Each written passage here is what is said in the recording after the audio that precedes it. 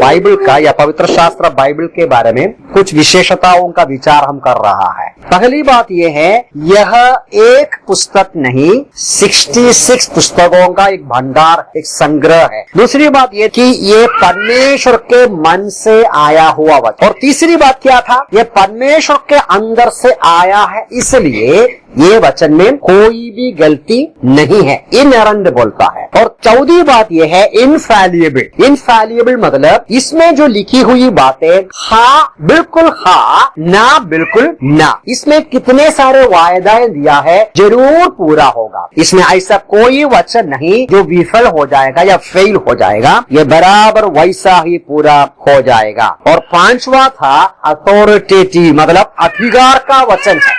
अधिकार का वचन मतलब ये परमेश्वर का वचन है। परमेश्वर ने जो शब्दों से सारी सृष्टि की, परमेश्वर का शब्द से सारी चीजों का निर्माण किया। और हम ये भी पढ़ते हैं परमेश्वर का वचन के द्वारा ही सब कुछ संभाल रहा है। और ये वचन में इतना ताकत, तो ये अधिकार का शब्द है जिसमें ताकत है। नंबर 6 तक क्या था, ये वचन अविनाशी वचन है, ना बदलने वाला वचन है, अनचेंजिंग वचन है। क्यों? परमेश्वर नहीं बदलता तो अपना वचन भी नहीं बदलता। यीशु मसीह ने बोला आसमान और पृथ्वी निकल जाएगा लेकिन मेरी बातें ना निकलेगा। स्वर्ग में हमेशा के लिए स्थिर किया हुआ वचन है परमेश्वर का वचन। ठीक है, इतनी बातें हम लोग देखा था ना। 7वां, यह संपूर्ण पवित्र शास्त्र। संपूर्ण मतलब परिपूर्ण कर सकते हैं, कंप्लीट कर सकते हैं। कंप्लीट मतलब क्या है, इब्रानी की पत्री उसका पहला अध्याय का 2 पद का शुरुआत में ऐसा पढ़ते हैं, प्राचीन काल में परमेश्वर ने नबियों के द्वारा पूर्वजों से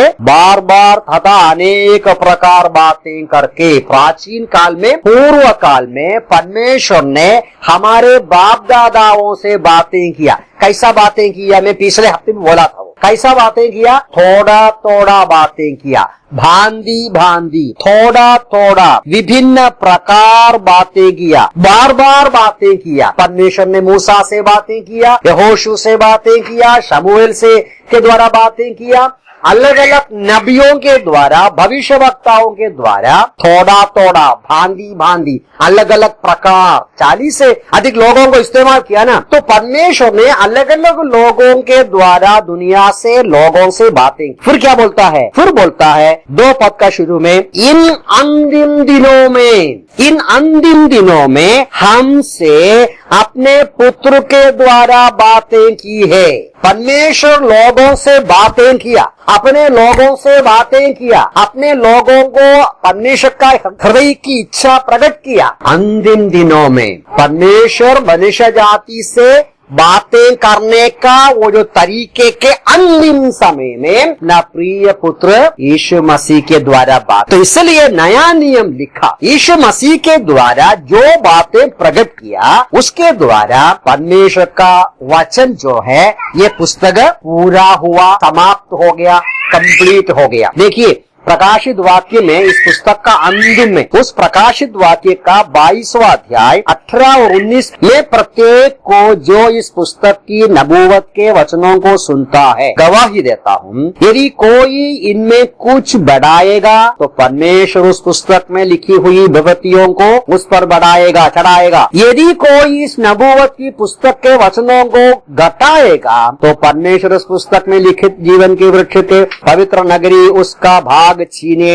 लेगा। उधर लिखा है कोई भी इस पुस्तक के साथ जोड़ना नहीं, कोई भी इस पुस्तक से कुछ भी निकालना भी नहीं। तो प्रकाशित वाक्य लिखकर पूरा हो गया। अंतिम पुस्तक का अंतिम भाग में ये लिखकर समाप्त किया, हो गया परमेश्वर का प्रकाशन, परमेश्वर का प्रकटीकरण हो गया, समाप्त हो गया। इसमें अभी जोड़ना नहीं, घटाना भी या हटाना भी नहीं चाहिए। तो परमेश्वर का वचन ये कंप्लीट है, परिपूर्ण है। दूसरे शब्दों में परमेश्वर हमको जो कुछ बोलना है सब कुछ बोलकर समाप्त किया है। परमेश्वर की इच्छा क्या है समझने के लिए, हम किधर भी ढूंढने का जरूरत नहीं, इधर ढूंढना है। भूतकाल लिखा है, इसमें वर्तमान काल लिखा है, भविष्य काल के बारे में लिखा है। इतिहास में जो कुछ हो चुका है, होने वाला है, सब कुछ हो रहा है, सब कुछ इसमें लिखा है। हम आज कोई नबी के पीछे जाने का जरूरत नहीं। ऐसे कुछ लोगों को हम देखता है जो चाहता है मेरा भविष्य क्या होगा, है मेरा भविष्य क्या होगा, ढूंढने के लिए बड़े ऐसे लोगों के सामने जाते, बोलेगा आप पैसा लेके आओ, हम देखता है कोशिश करेगा देखने के लिए। और ये कुछ मसीह लोग भी ऐसा करते हैं, प्रॉफिट बोलते हैं, नबी लोग बोलता है, पैसा लेके चले जाता है, बोलेगा प्रभु आपको बढ़ा देगा,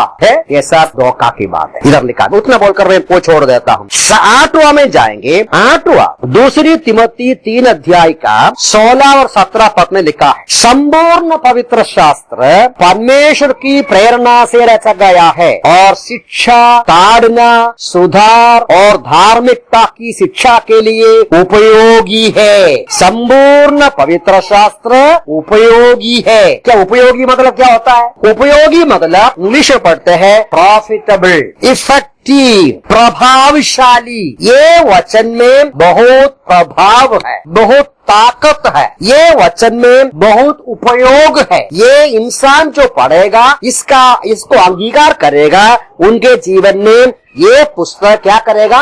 काम करेगा, फायदा देगा। कोई भी व्यक्ति कोई भी सदी में रहे, कोई भी देश में रहे, कोई भी भाषा का रहे, कोई भी वर्ग का हो, ये वचन जो पढ़ेगा, पालन करेगा, अपनाएगा, इससे बहुत फायदा होता है। इसमें इफेक्ट है। देखिए फिर से देखो क्या इफेक्ट है, क्या क्या है इसमें, थोड़ा सा ध्यान से देखो वचन को। यदि आप खोला है बाइबल तो न्यू टेस्टामेंट 2 तिमोथी 3 का 16 में, संपूर्ण पवित्र शास्त्र परमेश्वर की प्रेरणा से रचा गया है और शिक्षा, ताड़ना, सुधार, धार्मिकता की शिक्षा के लिए उपयोगी है। 4 प्रकार उपयोगी है। अभी बाइबल का खूबी या बाइबल का उपयोग के बारे में बहुत कुछ पढ़ता है, उन वचनों में अभी जाता नहीं, वो बाद में हम जाए। लेकिन अभी यहाँ हमारे सामने जो वचन है, ये वचन में लिखने वाला बोलता है ये पुस्तक उपयोगी है, ये पुस्तक प्रॉफिटेबल है। किन किन बातों में प्रॉफिटेबल है? 4 बातें बताता है। नंबर 1,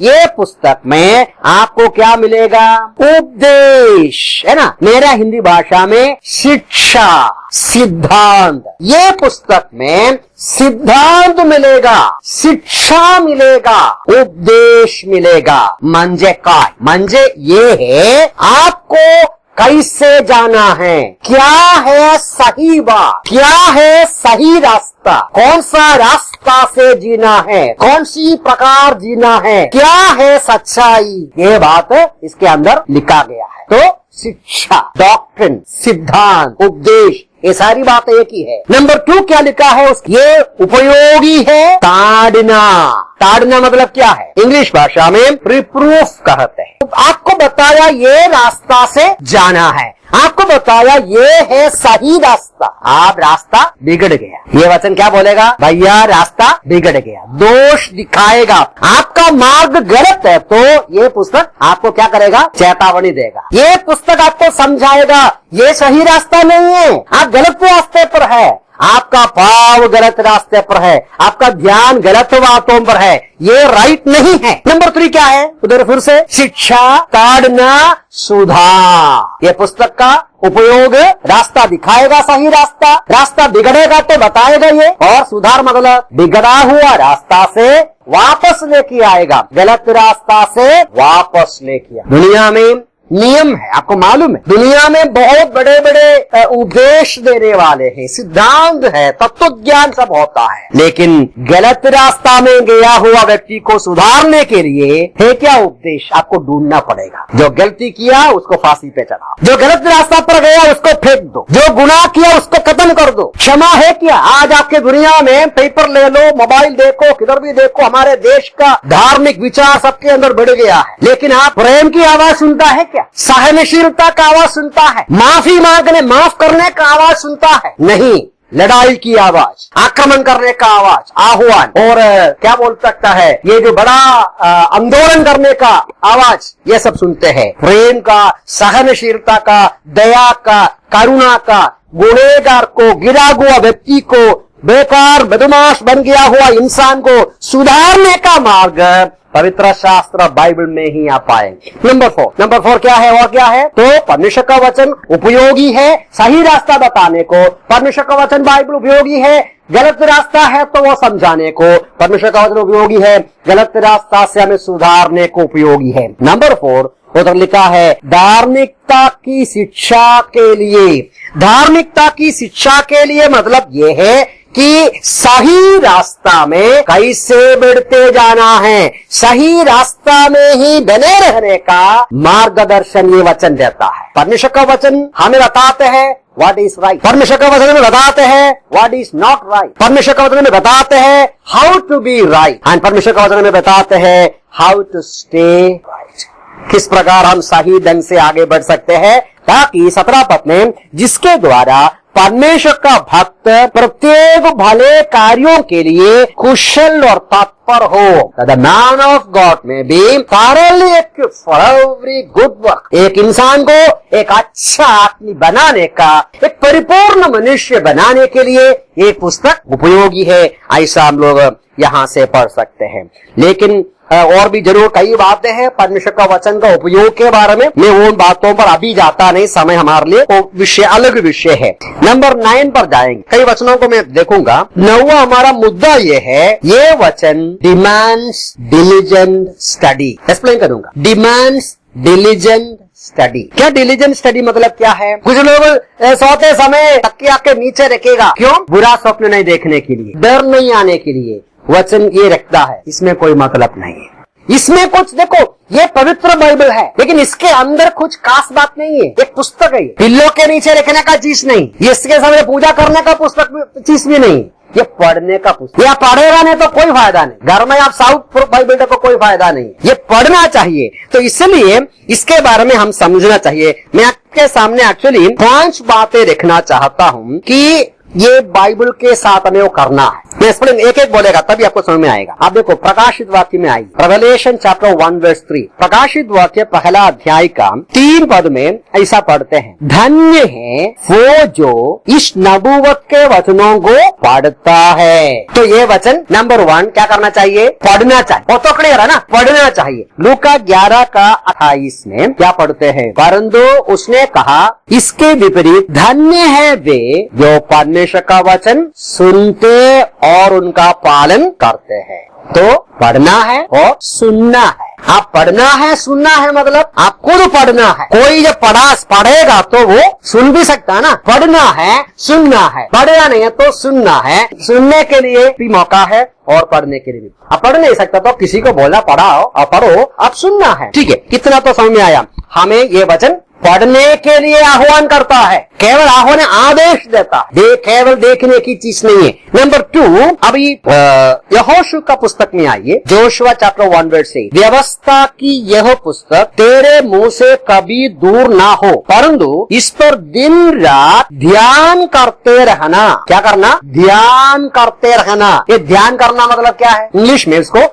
मेडिटेट बोलता है। भजन 1 का 2 के अंत में है, वो तो यहोवा की व्यवस्था से आनंदित होता है और उसकी व्यवस्था पर रात दिन क्या करते हैं? मनन करते हैं। ध्यान करना मतलब मनन करना, मेडिटेट करना। तो मैं अभी 2 बात बताया, इसका फर्क समझना है, मैं एक्सप्लेन करूंगा आपके लिए। परमेश्वर का वचन क्या करना चाहिए? पढ़ना चाहिए और सुनना चाहिए। पढ़ना और सुनना एक ही बात। वो है कि जैसा कुछ भी पुस्तक पढ़ते हैं वैसा पढ़ना चाहिए।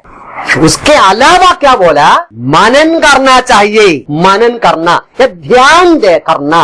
इंग्लिश भाषा में read the Bible and meditate upon the Bible. मनन करना मतलब आप एक वचन और पढ़ने के बाद मैं एक्सप्लेन करूंगा। 119वां भजन, 119वां भजन में लिखने वाला उनके बारे में कहता है। 119वां भजन उसका 97 देखिए। हाँ, मैं मेरी व्यवस्था से कितनी प्रीति रखता हूँ, दिन भर मेरा ध्यान उस पर लगा रहता है। मैं मनन करता हूँ। पढ़ना और मनन करना, इसमें क्या फर्क है? पढ़ना मतलब आपने खोला एक भाग पढ़ा।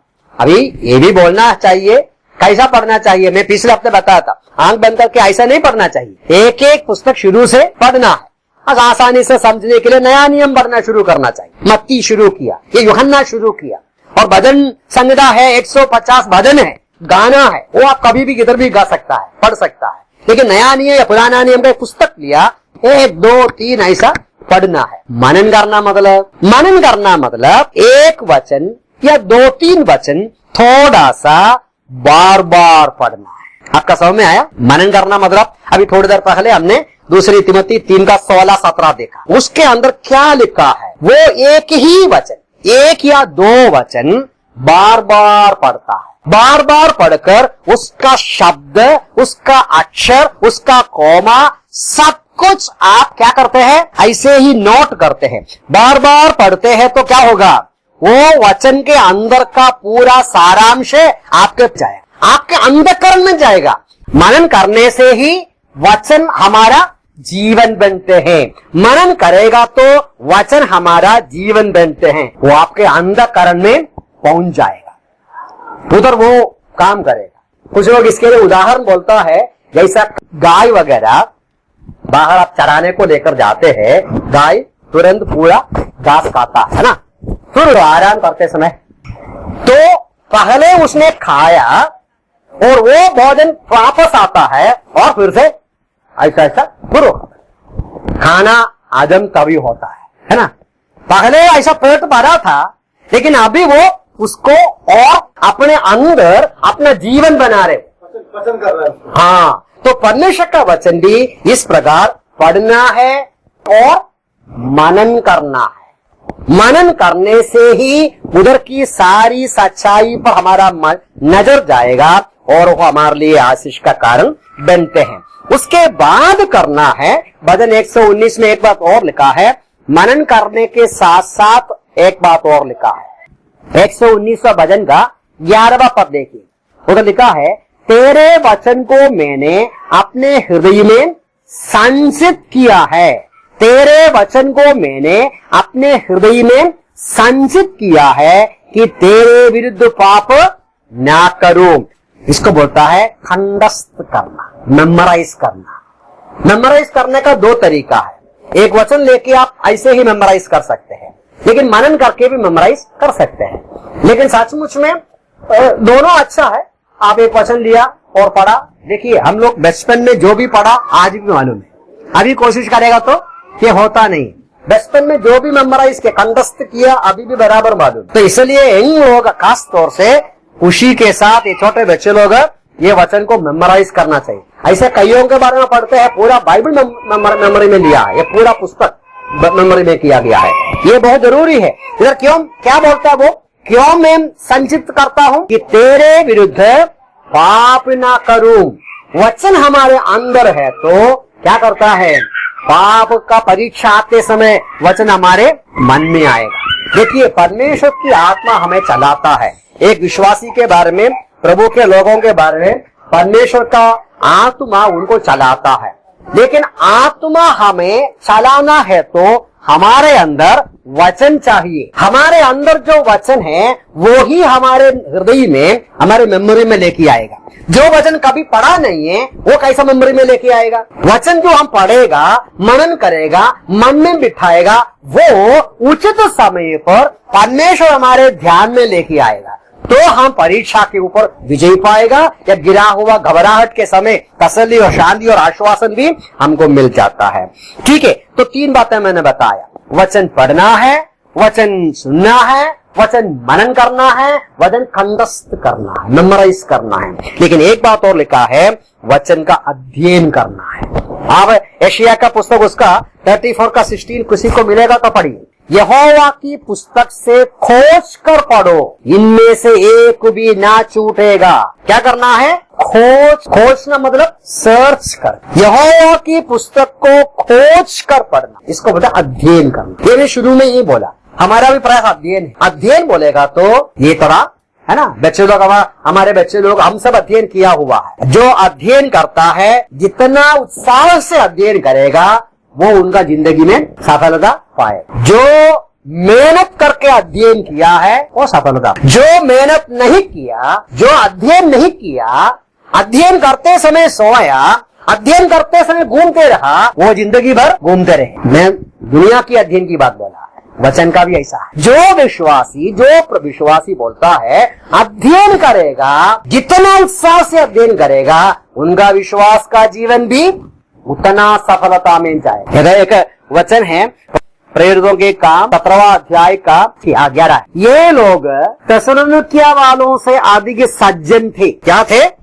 सज्जन थे, सज्जन। अभी इंग्लिश भाषा में नोबल लिखा है, नोबल। सज्जन थे, नोबल थे, नोबल। उन्होंने बड़ी उत्सुकता से वचन को ग्रहण किया और प्रतिदिन पवित्र शास्त्रों में से खोजबीन करते रहे।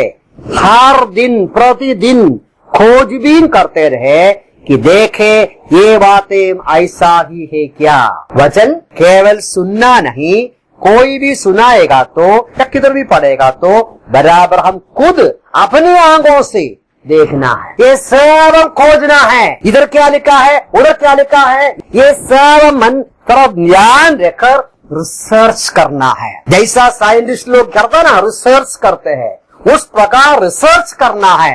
तब हमको मालूम पड़ेगा ये सही वैसा है, ये ऐसा है। ऐसा खोजने वाला आत्मिक बुद्धिमान बनेगा और ऐसा खोजने से जिंदगी सफलता पाता है। तो कितनी बातें बताया अभी? पढ़ना है और सुनना, एक ही बात। मनन करना, मेमोराइज करना, अध्ययन करना। एक बात और है, प्रकाशित वाक्य में हमने पढ़ा, लूका 11 का 28 में भी ये बात को हम पढ़ा था। धन्य है वो जो इस नबूवत के वचन को पढ़ता है और धन्य है वे जो सुनते हैं तथा इसमें लिखी हुई बातों का पालन करते हैं। तो पढ़ना, मनन करना, कंठस्थ करना सब अवश्य है, लेकिन इसमें लिखी हुई बातों का पालन करना मतलब इसमें क्या बोला, मत जाओ बोलेगा तो मत जाना, ऐसा करो बोलेगा तो वैसा करना है, ऐसा मत करो बोलेगा तो ऐसा मत करना, तो ही हम धन्य व्यक्ति बनेगा, आशीषित व्यक्ति बनेगा। पुराने नियम में एक प्रभु का दास के बारे में लिखा है, इज़रा का पुस्तक में, इज़रा का पुस्तक उसका 7वां अध्याय का 10वां पद में इस प्रकार पढ़ते हैं, इज़रा ने यहोवा की व्यवस्था का अध्ययन करने और उस पर चलने और इस्राएल में इसकी विधि और नियम को सिखाने में अपना मन लगाया। इज़रा प्रभु का दास अध्ययन करने के लिए मन लगाया और इस पर चलने के लिए मन लगाया, और अध्ययन करेगा तो, उस पर चलेगा तो उनके अंदर तैरना आएगा, दूसरों को भी समझाने को, सिखाने को। दूसरों को सिखाना है तो हम खुद सीखना चाहिए। मैं हमेशा यही बोलता हूँ, हर विश्वासी जिंदगी भर कौन होना चाहिए? स्टूडेंट होना चाहिए, जिंदगी भर टीचर भी होना चाहिए। स्टूडेंट टीचर बनेगा, टीचर स्टूडेंट होगा। यदि स्टूडेंट नहीं है, टीचर भी नहीं बन सकता है। टीचर है तो वो स्टूडेंट होना बहुत जरूरी है।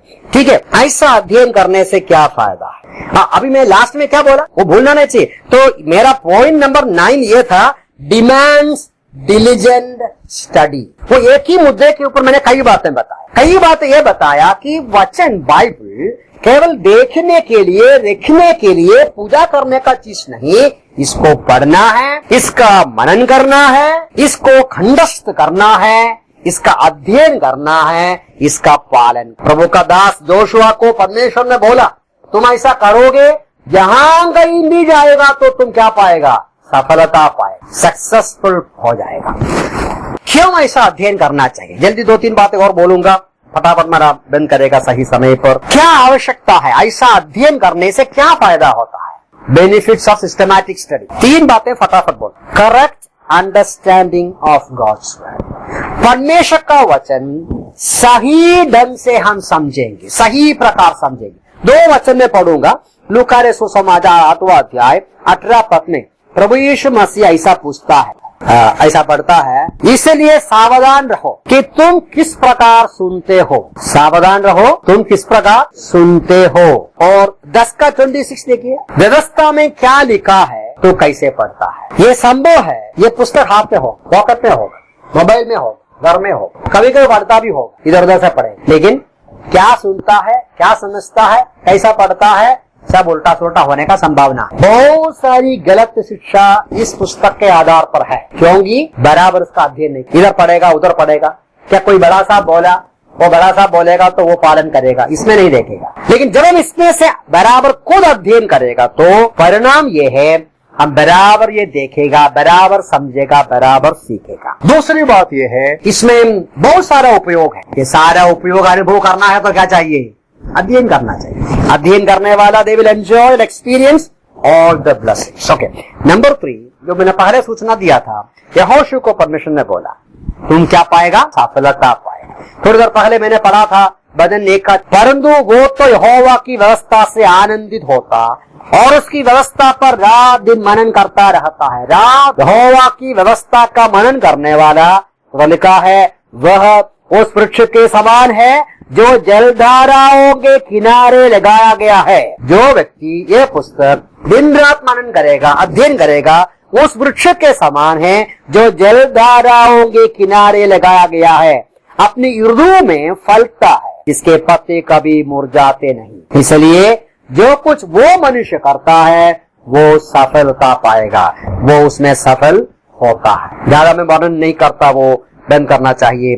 तो वचन ऐसा जो अध्ययन करने वाला सक्सेसफुल बनते हैं, फलवंत बनते हैं, हरियाली रहते हैं, आनंदित रहते हैं, खुश रहते हैं। तो 9वां मुद्दा के ऊपर मैंने 5 बातें बताया जो हमें वचन के संदर्भ में करना है और उसका परिणाम स्वरूप में 3 बातें बताया। अभी 10वां बोलकर जल्दी बंद करता हूं। इस वचन के बारे में लास्ट जेम्स का पुस्तक, याकूब का पुस्तक में पहला अध्याय का 23 और 24 को देखिए। यदि कोई मनुष्य वचन का सुनने वाला हो और उस मनुष्य के समान है जो अपना प्राकृतिक मुख दर्पण में देखता, जब वो अपने आप को देखकर चला जाता है तो तुरंत भूल जाता है कि मैं कैसा था। यहाँ परमेश्वर का वचन को दर्पण से तुलन किया। हम बाहर जाते समय क्या करते हैं? उधर जाके दर्पण में देखता है ना, आईना में। हमें से कोई भी इसमें देखकर जब गंदगी देखने के बाद कोई बात नहीं, जान ऐसा बोल के जाएगा क्या? तुरंत साफ करेगा। तो दर्पण में देखा, दर्पण क्या करता है? आज के कुछ लोग ऐसा है, दर्पण में देखा, दर्पण आपको क्या बोला? तुम्हारा चेहरा गंदा है। बोलो क्या कर? दर्पण को तोड़ा। क्या बोला? मेरा हृदय को हर्ट किया, मेरा फीलिंग को हर्ट किया। मनुष्य का असली हालत ये वचन बताता है, इसलिए सबको नफरत है इसकी ऊपर। मैंने पिछले एपिसोड को बताया था, इस पुस्तक के समान मनुष्यों को बदला हुआ पुस्तक नहीं, इस पुस्तक के समान बेचा हुआ पुस्तक नहीं, इस पुस्तक के समान प्रिंट किया हुआ पुस्तक नहीं, इस पुस्तक के समान लोग विरोध करने वाला भी क्यों विरोध करता है? क्योंकि ये पढ़ेगा तो बोलेगा तुम बुरा है, तुम पापी है, तुम्हारा लाइफ सही नहीं है। ये वचन बोलेगा हमारी असली हालत को बताता है। ये पुस्तक हमको बताता है हमारा आज का हालत, ठीक है? ये पुस्तक हमको बताता है केवल आज नहीं, कल क्या होगा ये भी बताता है। हमारा जीवन किस तरीके का है ये बताता है। दूसरे शब्दों में ये पुस्तक इंग्लिश में कहता है ये मेजरिंग स्टैंडर्ड है। मेजरिंग स्टैंडर्ड मतलब ये पुस्तक आपको क्या कर सकते हैं? देखिए हमारे देश में नियम होता है। क्या होता है? नियम होता है। हम गलती करेगा तो आपको पुलिस लेकर जाएगा, है?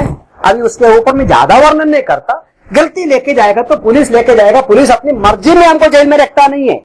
हमारा एक नियम है, वो नियम में लिखे रखा है ये काम करेगा तो इसको 7 साल का जेल में डालना है, तो ये क्या बोलता है? पेनाल्टी भर। तो वो हमें समझाता है। हमको मालूम है गाड़ी चलाते समय हेलमेट रखना है ना, और सिग्नल क्रॉस नहीं करना है, रुकने का जगह रुकना है। तो हमारा गाड़ी चलाने का तरीका कौन कंट्रोल करता है? हमारा देश का नियम कंट्रोल करता है। नियम नहीं है तो हेलमेट रखेगा। नियम होने के बावजूद भी कुछ लोग रखता नहीं है। नियम नहीं है तो ये पुस्तक में लिखा है कैसा करना है, कैसा जाना है, ये आपको बता। इस पर हम चलेगा तो हमारा जीवन सही रास्ता पर है, इस पर नहीं चलेगा तो उल्टा रास्ता पर है। तो मेरा कहने का मतलब ये पुस्तक एक मिरर के समान है, दर्पण के समान है। आप इसको बराबर देखकर इसका इस्तेमाल करेगा तो हमारा जिंदगी सही रहेगा। आप इसको देखकर इसका उपेक्षा करेगा तो हमारी जिंदगी आज भी सही नहीं होगा, भविष्य भी सही नहीं होगा। तो प्रभु हमें सहायता करे। ये हमारा बड़ा सौभाग्य है। हम सबके हाथ में परमेश्वर का वचन, पवित्र शास्त्र बाइबल है। मनुष्य को सुधारने के लिए, हमारी पाप और गलती से बचाने के लिए, हमारी बुरी स्वभाव को सुधारने के लिए, हमारे हृदय को रूपांतर करने के लिए और कोई पुस्तक नहीं है। तो इस पुस्तक का सबसे बड़ा सारांश क्या मालूम है? परमेश्वर हमसे प्रेम करता है, हमको सुधारना चाहता है। इसके लिए परमेश्वर ने मनुष्य का रूप लेके इस संसार पे आया। यीशु मसीह सूली पर मृत्यु सहा, मरने के बाद जी उठा, और उस यीशु मसीह का वचन को पालन करेगा तो पाप की क्षमा और आशीष हमें मिलता है। प्रभु इन वचनों से सहायता करें। प्रभु के नाम।